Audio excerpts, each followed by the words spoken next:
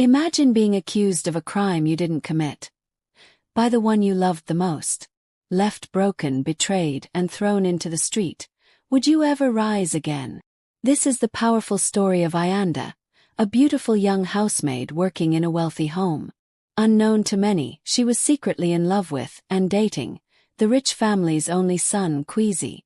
But everything fell apart the day a precious family gold went missing. Shockingly, Ayanda was blamed. Even though she knew nothing about it. The worst part. The person who accused her was Khwezi, the very man she trusted with her heart. Will Ayanda ever find justice? Or will her life remain in ruins forever? Stay tuned to discover how a broken girl turned her pain into power.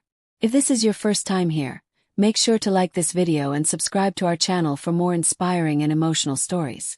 In the heart of Sandton, Johannesburg, nestled behind high walls and guarded gates, lived the Makona family, a household of wealth, reputation, and secrets. Within the glimmering marble halls of their mansion worked Ayanda, a radiant 20-year-old housemaid with a silent grace and warm dark skin that carried a glow even the sun envied. Orphaned young and forced by circumstance to work for survival, she hid her pain behind smiles and buried her dreams of becoming a fashion designer deep beneath her uniform. But Ayanda was hiding something else, something far more dangerous than ambition. She was entangled in a secret love affair with Khwezi Makona, the charming 24-year-old son of her employers.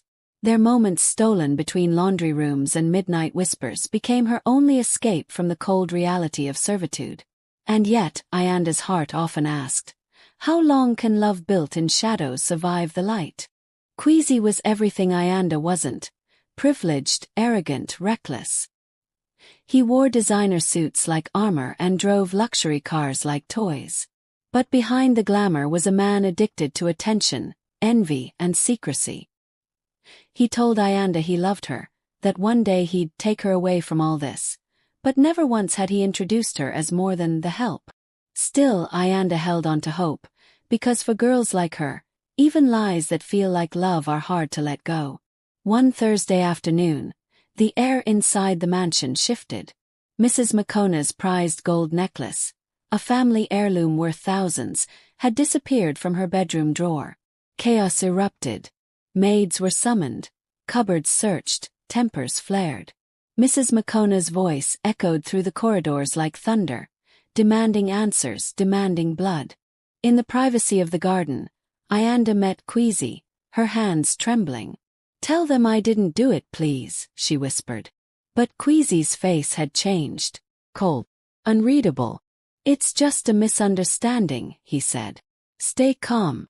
That was the last kindness she received. Within the hour, the housekeepers were lined up like suspects in a police raid.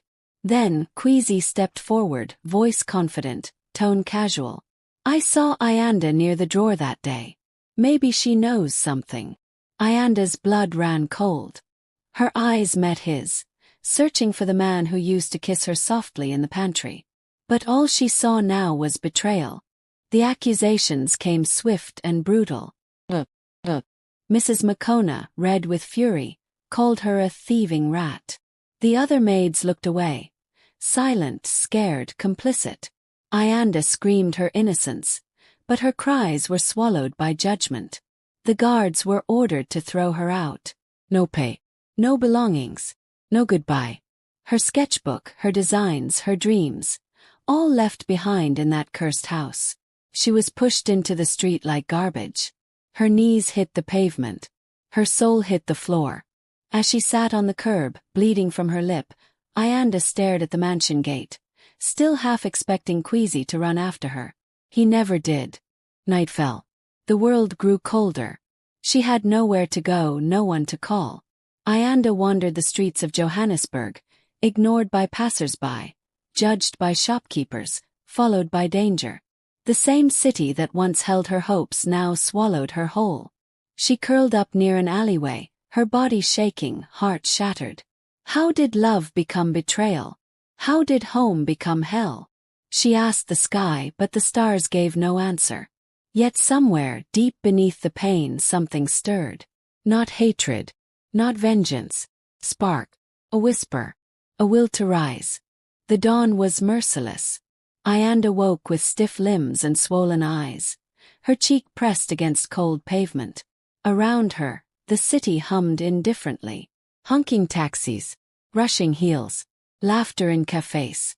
No one noticed the girl curled up beside a trash bin, clutching her stomach as hunger gnawed at her insides. She tried to beg, "Please, just bread," but the stares she received felt like more slaps. Some pitied her. Most judged. In their eyes, she was already guilty. The maid who stole a necklace. That label clung to her like dirt, and no water could wash it off. For 3 days, Ayanda wandered, sleeping in parks, rummaging through bins, and dodging drunken men. Her lips cracked, her feet blistered. Yet each night she clutched her chest, whispering, "Don't die here, not like this." Hope, once buried in luxury, now became her only currency. On the 4th day, fate stirred.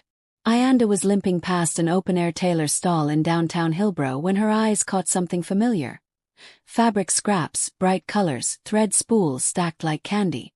A woman with salt and pepper dreadlocks was behind the sewing machine, humming as she stitched a torn school uniform. Ayanda stood there, hypnotized by the rhythm of the needle. The woman noticed her gaze and raised an eyebrow. "You sew?" she asked, squinting. Ayanda hesitated. "No, but I used to sketch clothes. In secret." The woman laughed. "Sketching is a start. Help me sort these fabrics. I'll pay you with food." That's how Ayanda met Mamzadwa, a retired seamstress with eyes sharp as scissors and a heart large enough to house orphans. She took one long look at Ayanda's tattered clothes, hollow cheeks, and broken spirit, and saw not a thief, but a girl left behind by the world. Mamzadwa gave Ayanda a mat to sleep on and hot pap to eat. She asked no questions, only offered thread and silence. Ayanda worked all day, cleaning buttons, measuring skirts, organizing fabrics. But at night, when the customers left and the city's noise faded, Mamzadwa placed a sketchpad in front of her. "Draw," she said. And Ayanda did. Her hands trembled at first. Then they flew. Designs poured from her fingers like water. Dresses shaped like wings, pants stitched with defiance, jackets screaming "I belong." Each line she drew stitched her soul back together. Mamzadwa watched in awe. "You've got a gift, child. One that can feed you for life." Weeks passed. Ayanda learned to sew. Not just hem trousers and fix buttons, but create art from scraps. Mamzadwa taught her the language of seams and stitches. "Let the needle speak where words fail," she'd say. Ayanda listened. Her first creation was a patchwork blouse made entirely from discarded shweshwe pieces. When she wore it to buy tomatoes, a stranger offered to buy it off her back. That day, Ayanda earned her first 100 rand. That night she wept, not from sorrow but disbelief. For the first time since betrayal hurled her onto the streets, she felt something bloom, worth. In her small corner of Hillbrow, Ayanda began to rise. She took on clients, schoolgirls who needed skirts, street vendors who wanted Sunday dresses, even a local pastor's wife. Her style was unique. Bold colors, unpredictable cuts, a mix of elegance and rebellion. They called her designs, from rags to royalty. Ayanda gave her little brand a name. Yanda Threads. Her first logo was stitched on the hem of her second-hand dress. Hidden but real. A symbol that she still existed. That she had value. That she wasn't what they said she was. As her orders grew, so did whispers. People began asking, "Who is this girl?" Ayanda just smiled and replied, "Someone they threw away, who learned how to sew herself back together." 3 years had passed, but to Ayanda, it felt like lifetimes. Her skin glowed now, not just from care but from confidence. Her walk was different too, shoulders high, gaze steady. Yanda Threads had become more than a side hustle. It was a revolution stitched in courage. Hillbrow had changed too. Ayanda's workshop, once just a corner in Mamzadwa's tailoring shed, had expanded. Her clothes now hung proudly behind a hand-painted glass door. Her little team, 2 former street girls and a refugee boy with a golden touch for embroidery, called her boss lady. It made her chuckle. The name didn't fit her past. But maybe it fit her future. Yet even in success the past whispered. Some nights, Ayanda would wake from dreams of gold necklaces, screaming crowds and Khwezi's cold eyes. She'd reach for her chest and whisper, "You survived that. You're more now." The moment that changed everything came on a Tuesday morning. Ayanda was adjusting a client's dress when a tall woman in stilettos walked in. Skin polished, lips red, eyes hidden behind oversized shades. She carried an aura of power and perfume. Ayanda smiled politely. "I'm from modish Africa," the woman said, removing her sunglasses. "We scout rising designers for our fashion gala in Cape Town. A client wore one of your patchwork blouses at an arts event. We were impressed." Ayanda blinked, unsure if she heard right. "We want you on the runway. One slot left. You in?" It took a few seconds before Ayanda replied. Yes, I'm in." The woman handed her a gold envelope. "You've got 3 weeks. Bring 10 pieces. Bring fire." As the woman left, Ayanda clutched the envelope like a lifeline. From trash bins to the runway. "Is this real?" Mamzadwa laughed when she heard. "I told you, child. This gift will carry you where lies never can." The following days were a storm of activity. Fabric flew, needles danced, and sweat soaked Ayanda's back as she worked through sleepless nights. Every design told a story.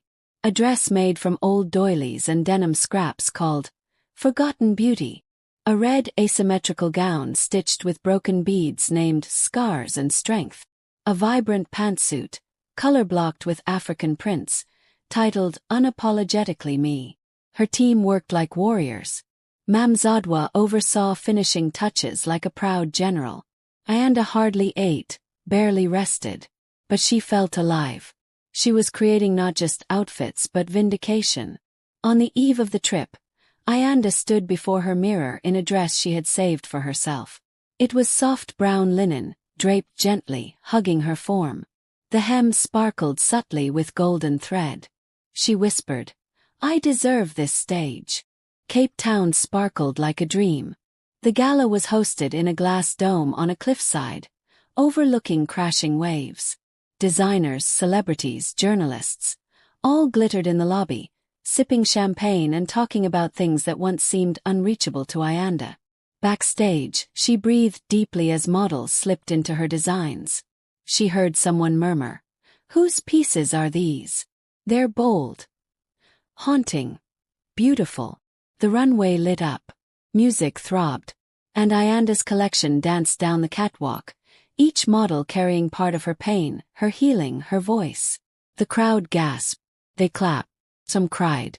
By the final walk, the audience was on their feet. Ayanda stepped out, shy but glowing. Cameras flashed. Whispers spread. "Who is she? Where did she come from?" And then she saw him. Khwezi.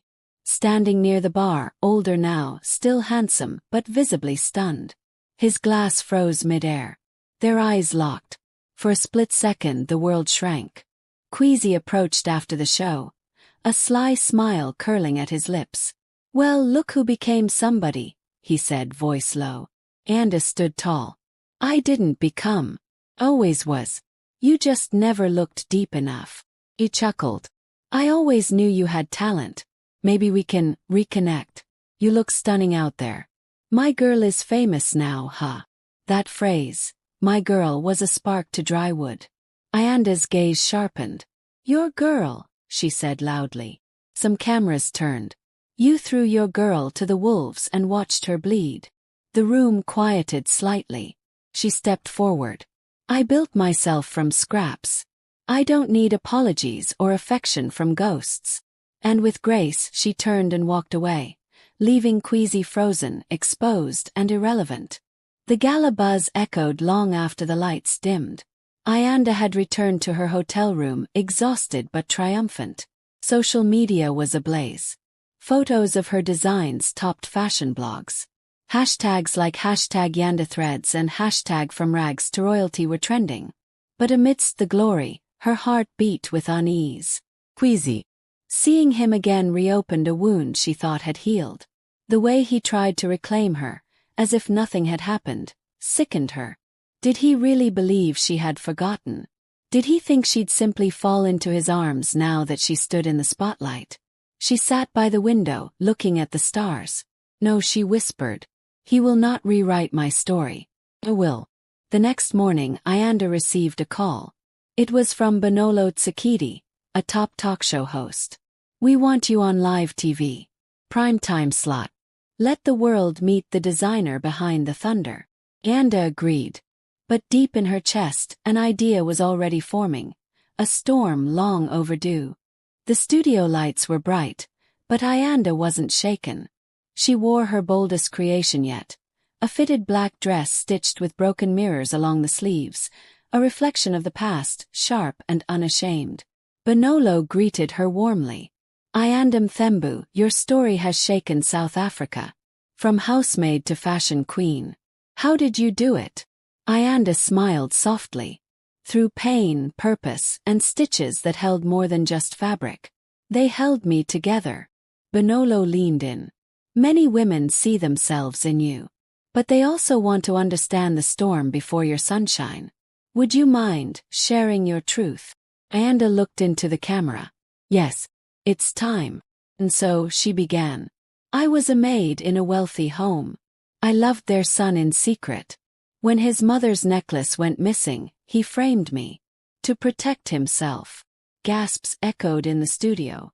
Bonolo's eyes widened. I was beaten. Thrown out like garbage. I slept on the streets. But someone saw me. She taught me how to sew. And in every stitch, I found my voice again. The clip exploded across platforms. Designer Ayanda reveals dark past. Thousands shared their outrage. Women rallied around her. Influencers reposted her words. Memes, articles, tweets, her truth became a movement. Meanwhile, in Johannesburg, the Mthembus mansion was under fire. Journalists camped outside the gates. Khwezi's mother refused interviews. Khwezi posted a vague statement denying everything. But the tide had turned. Ayanda's truth couldn't be silenced anymore. Bonolo's show issued a public follow-up. Khwezi Mthembu has been invited to respond. So far he's declined. But Ayanda wasn't done. She reached out to a non-profit legal group called Justice for the Silenced. They specialized in wrongful accusations. Together they drafted a formal complaint, backed by character witnesses. Mamzadwa, street vendors who remembered her struggle, even a housemaid from the Mthembu household who had long suspected Khwezi. They weren't just after revenge. They wanted justice. Weeks later, the legal case was public. Hearing was scheduled. Civil defamation, abuse of power, and wrongful accusation. The Mthembu family tried to settle it quietly. They sent lawyers, money, even offered Ayanda an expensive shop space in Sandton. She refused everything. I'm not for sale, she told them. You stole my dignity. Now I'll reclaim it my way. Supporters filled the courthouse on the day of the hearing. Outside, a crowd held signs reading, "We believe Ayanda," and "Truth cannot be buried." Inside, Ayanda took the stand. Her voice didn't shake. Her hands didn't tremble. I was treated like trash for a crime I didn't commit. But I rose. And I refused to let lies win anymore. Khwezi sat across the room, shrinking with every word. For once, the charm and arrogance had faded. Now he was just a man being seen as he truly was. A coward hiding behind wealth. The verdict wasn't just a win. It was a roar. The court ordered a formal apology to be aired on national TV. The Mthembus were to pay damages, not for profit, but to fund a fashion training program Ayanda planned for underprivileged girls. Ayanda didn't cry when she left the courtroom. She didn't scream. She walked calmly into the crowd, where reporters shoved mics in her face. "What will you do next?" one asked. Ayanda smiled. "I'll keep sewing. But this time I'm stitching justice into every hem."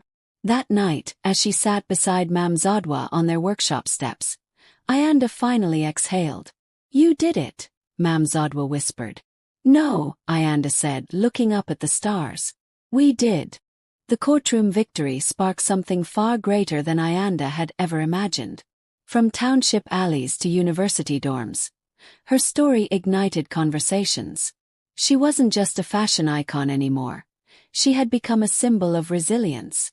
But Ayanda knew that fame, like fabric, could fade if not handled properly.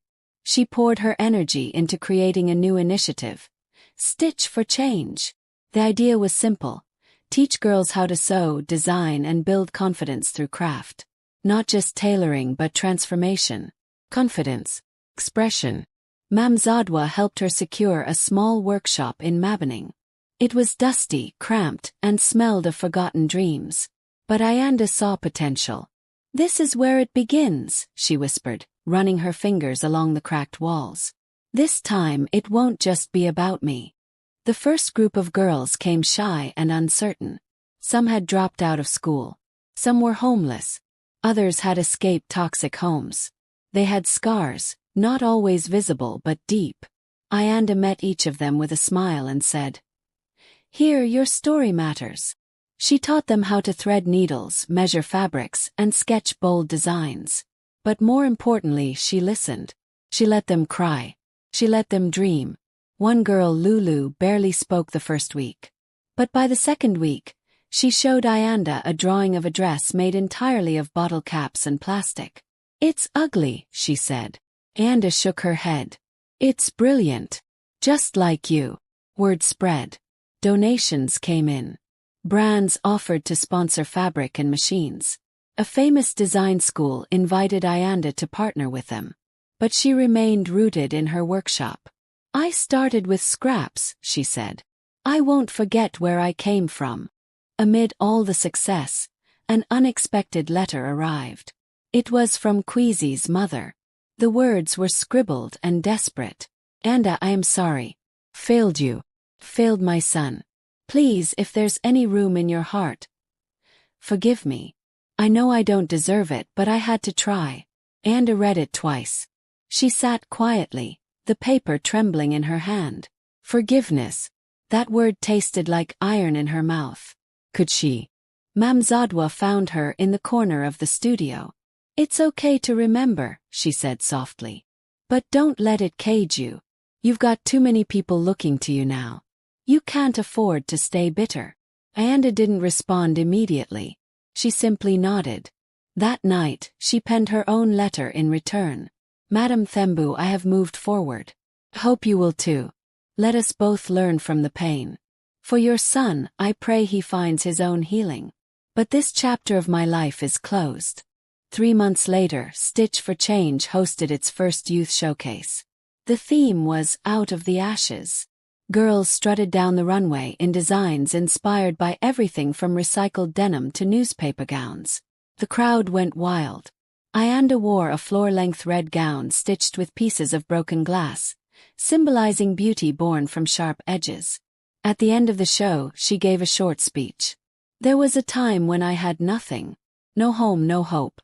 But the world has a funny way of flipping scripts. Today, I stand here not because of what was done to me, but because I chose to stand." The audience erupted in applause. Tears fell. Hearts soared. And in the front row, Bonolo Tsikidi clapped the loudest. Later that night, Ayanda sat alone in the workshop. She looked at the original sewing machine Mamzadwa had given her, the one that still jammed if pushed too fast. She smiled. From housemaid to icon. From pain to purpose. This was no longer just a success story. It was a revolution stitched in faith, truth, and perseverance. A text buzzed on her phone. It was from a major fashion house in Milan, inviting her to a global showcase of emerging designers. But she didn't respond right away. Instead, she looked up at the photos on the studio wall. Photos of the girls, their designs, their smiles. She whispered, "We're just getting started." Ayanda's career soared, but the higher she climbed, the more shadows from the past tried to follow. Invitations to speak, design, and collaborate came from across Africa and beyond. Her name appeared in magazines, her designs on international runways. Yet every triumph came with a whisper of something unresolved. One afternoon during a radio interview, the host asked, "Ayanda, you're an inspiration to millions. But if you had to thank just one person from your journey, who would it be?" Her throat tightened. Memzadwa, of course. But also, Khwezi. Not for kindness, but for betrayal. Without his lies, would she have discovered this path? She smiled faintly and replied, "The person who broke me gave me the pieces I needed to rebuild." Listeners praised her grace. But inside, Ayanda knew her heart still carried a wound. A week later, Ayanda attended a charity gala in Cape Town. Fashion elites, philanthropists, and celebrities filled the grand hall. Ayanda wore a shimmering black dress made entirely from discarded velvet curtains. Elegant, rebellious, unique. The spotlight found her. Cameras clicked. Praise poured in. Then out of nowhere he appeared. Khwezi. He stood at the entrance in a tailored tuxedo, still smug, still charming, as if time had cleansed his sins. "Ayanda," he said with a crooked smile. "So this is where the queen reigns now." She froze. The music around her faded. Her chest tightened. "You shouldn't be here," she said coldly. "But I was invited," he said, holding up a VIP pass. "Besides, I came to see you. You've done well for yourself. And I must say, I always knew you would." Ayanda's fists clenched. The audacity in his voice stabbed her. But she wouldn't crumble now.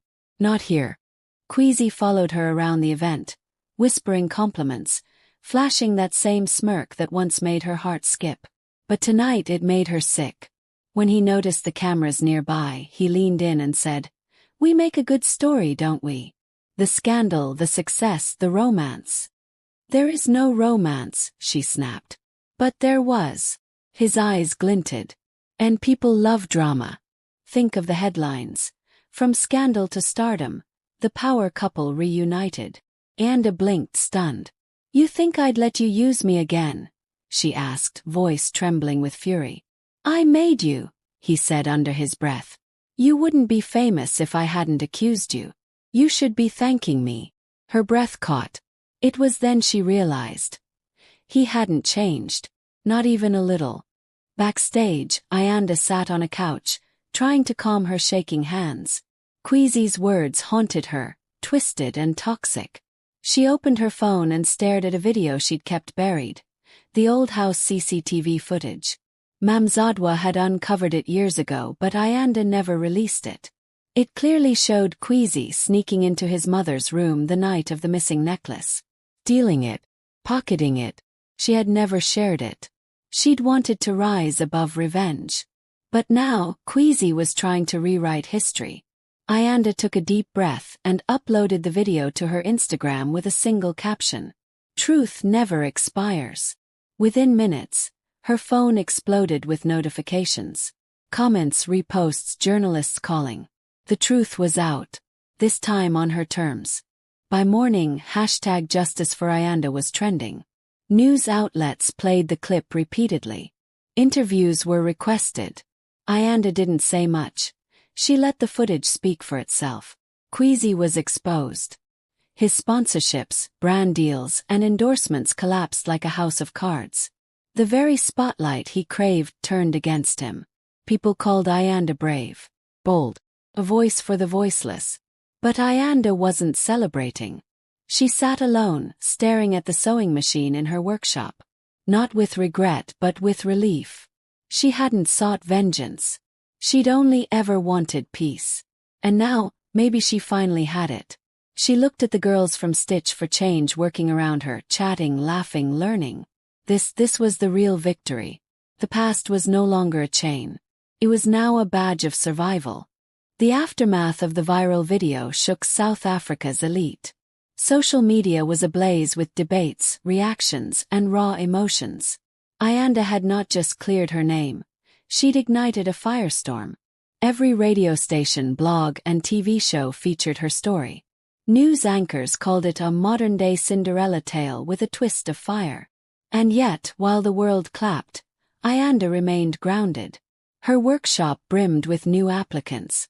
Young girls, some orphaned, some homeless, some broken by life, lined up, hopeful. But Ayanda could see the fear behind their eyes. The kind she once wore like a second skin. She knew she couldn't just teach stitches. She had to teach resilience. "I'm not building fashionistas," she told Mamzadwa. "I'm building fighters in fabric." Meanwhile, across town, Khwezi's world was falling apart. Endorsements gone. Reputation ruined. Even his own mother, Madame Thembu, released a statement disowning his actions. She begged Ayanda for a private meeting.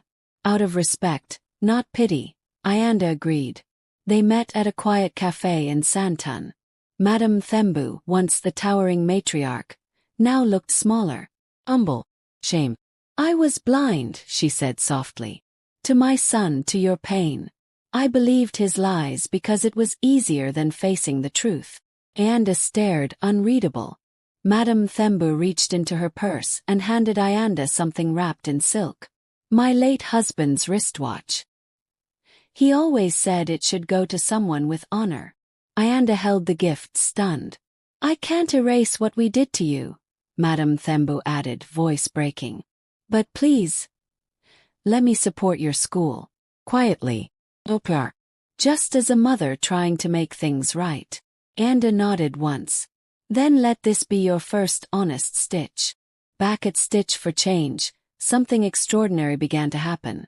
One of Ayanda's earliest students, Lulu, the quiet girl with the bottle cap dress, was offered a scholarship to study in New York. Fashion houses noticed her daring style, her raw confidence. Before she left, Lulu hugged Ayanda tightly. "You believed in my trash dress," she whispered, "when no one else did." Ayanda blinked back tears. That wasn't trash. That was magic. Each departure felt like giving away a piece of her heart, but Ayanda smiled through it all. The pain of her past had transformed into something radiant. Legacy. The seed of one ruined girl had grown into a forest of fearless women. The National Art Council approached Ayanda with an idea. Curate South Africa's first Threads of Resilience fashion tour. Her designs would travel from Cape Town to Lagos, Nairobi, London, and finally Paris.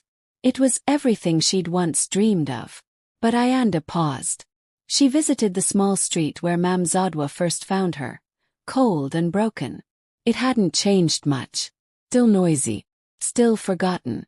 She sat on the same concrete slab and whispered, "I haven't forgotten you." Then she made a decision. The tour would begin in that very street, transformed into an open-air runway. Her girls would model. The neighbors would cheer.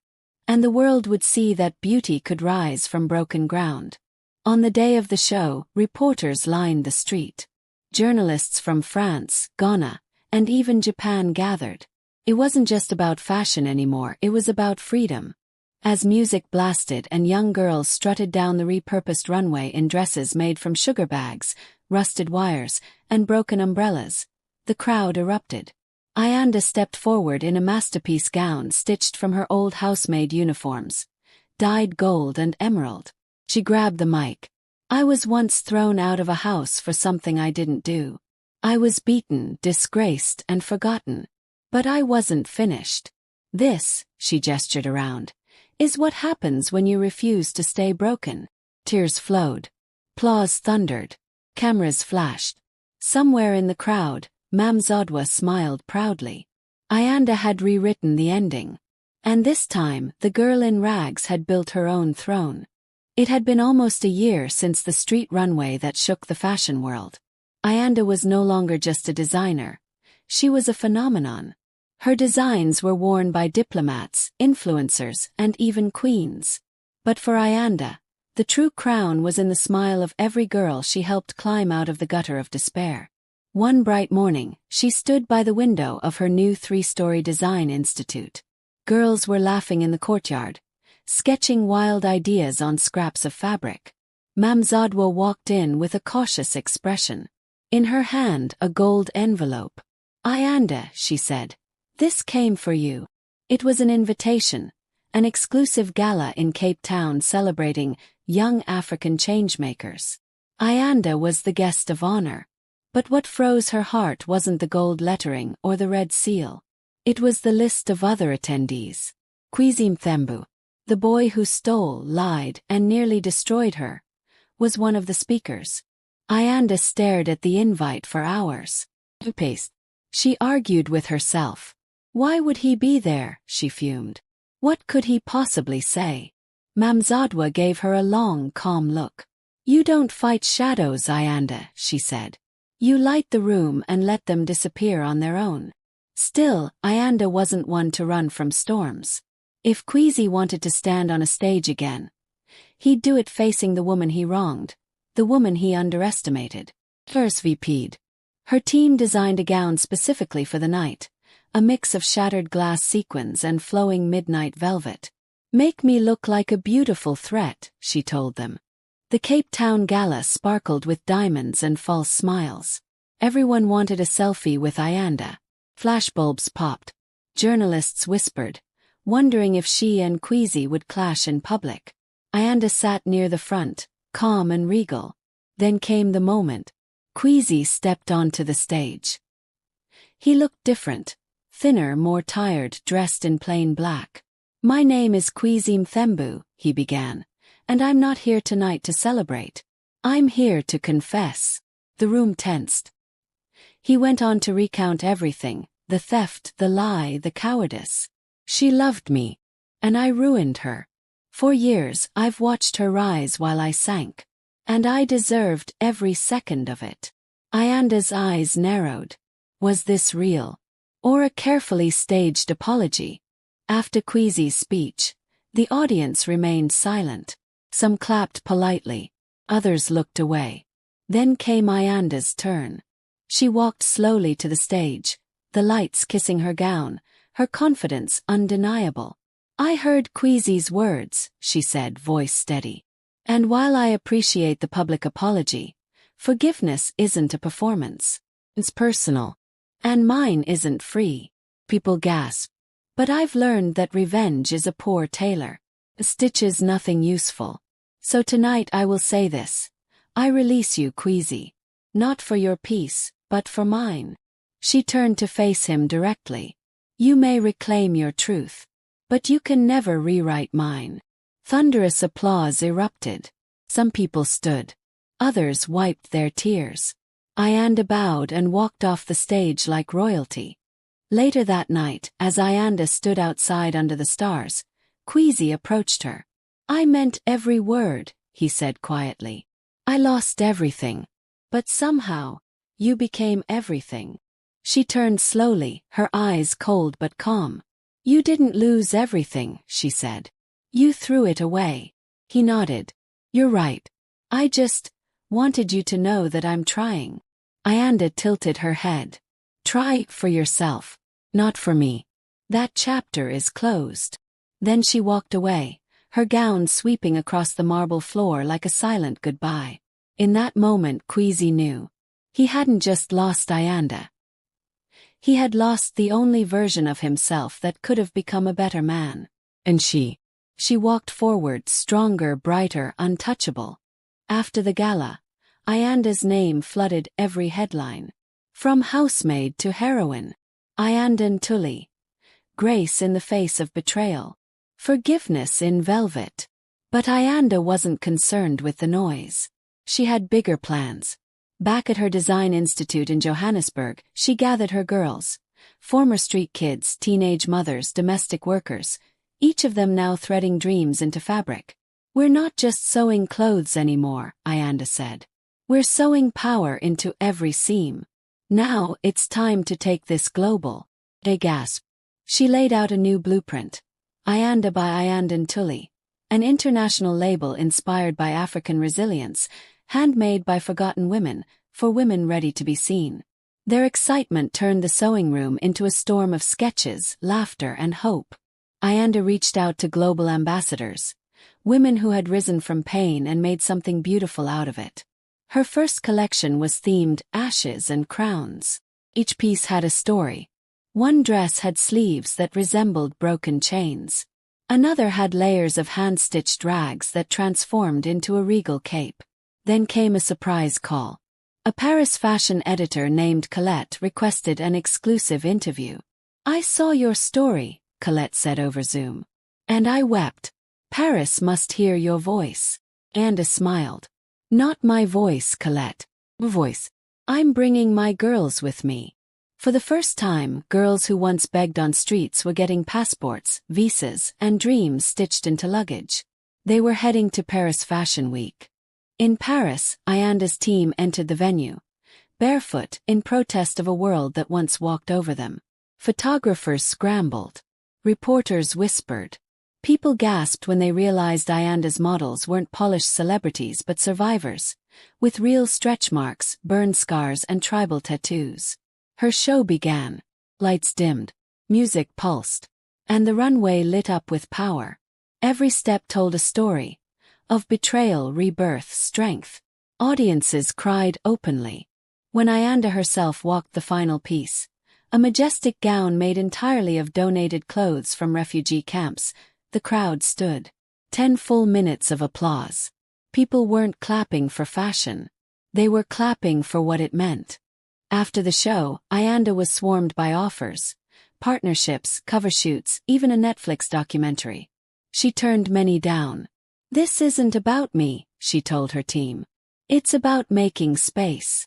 She launched the Ntuli Foundation, a non-profit to fund girls with dreams in underserved communities.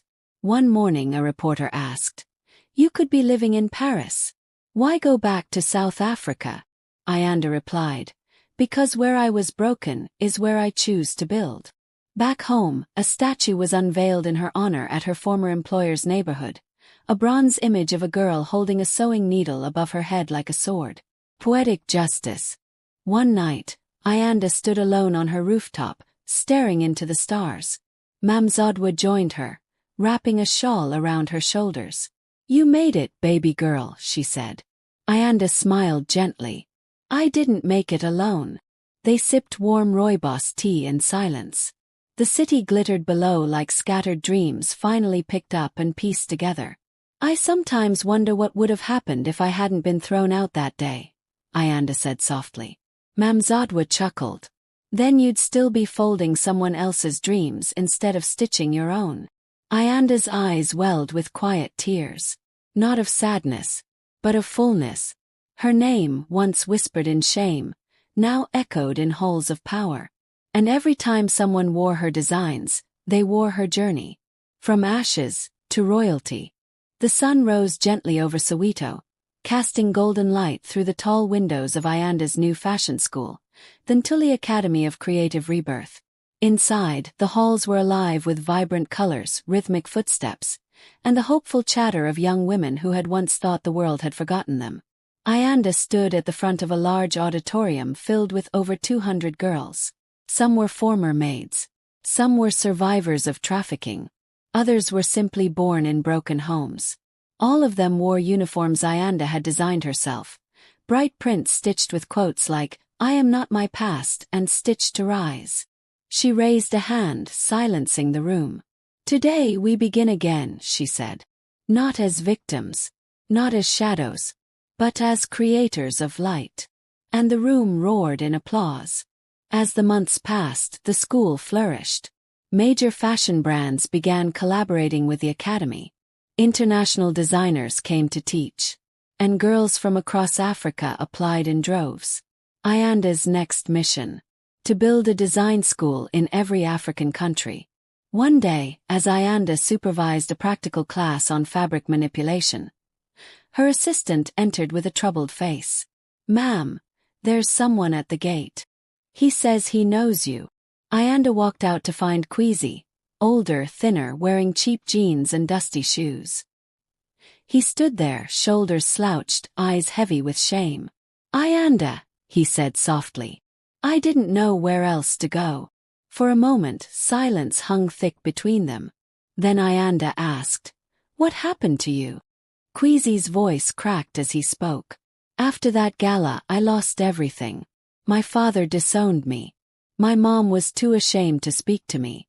Brands dropped me. My friends turned to ghosts." He paused. "I never knew how badly lies could destroy a life. I just wanted to be loved. Important." Ayanda looked him in the eye. "You stole from your own mother. You let me suffer. You let the world see me as a thief. Tears welled in his eyes. I'm not here to make excuses. I'm here to say sorry. Ayanda's heart tightened. She could still remember the cold streets, the hunger, the humiliation. But now, she was not that girl anymore. You're forgiven, she whispered. But you'll never have access to me again. She turned and walked away. That was closure. A year later, the Ntuli Academy hosted its biggest event yet. The Rise Gala, a celebration of transformation. Former maids now turned designers shared the stage with celebrities. Designs from recycled scraps stunned fashion critics. And Ayanda was honored by the president for her contribution to women empowerment. As she took the microphone that night, standing before a live global audience, she spoke not of her pain, but of her purpose. I was thrown out with nothing but shame. But the woman who took me in gave me something greater. Dignity. I stand here today not as a fashion mogul, but as a reflection of every woman who refuses to let pain have the final word. The crowd stood in thunderous applause. Later that night, Ayanda sat in her office alone, staring at a faded photograph tucked inside her journal. It was of her younger self, in her maid uniform, smiling shyly in the backyard of the Mthembu mansion. So much had changed, yet that girl was still part of her. Suddenly the door creaked open. It was Mamzadwa, older now but still glowing. I saw the speech, she said, placing a warm hand on Ayanda's shoulder. You've made us all proud. Ayanda smiled. I just hope I've made that little housemaid proud too. Mamzadwa chuckled. She didn't need you to. She always knew she was destined for more. As the stars twinkled outside the window, Ayanda finally understood. Her story was never about revenge. It was about redemption. And in her name thousands would rise.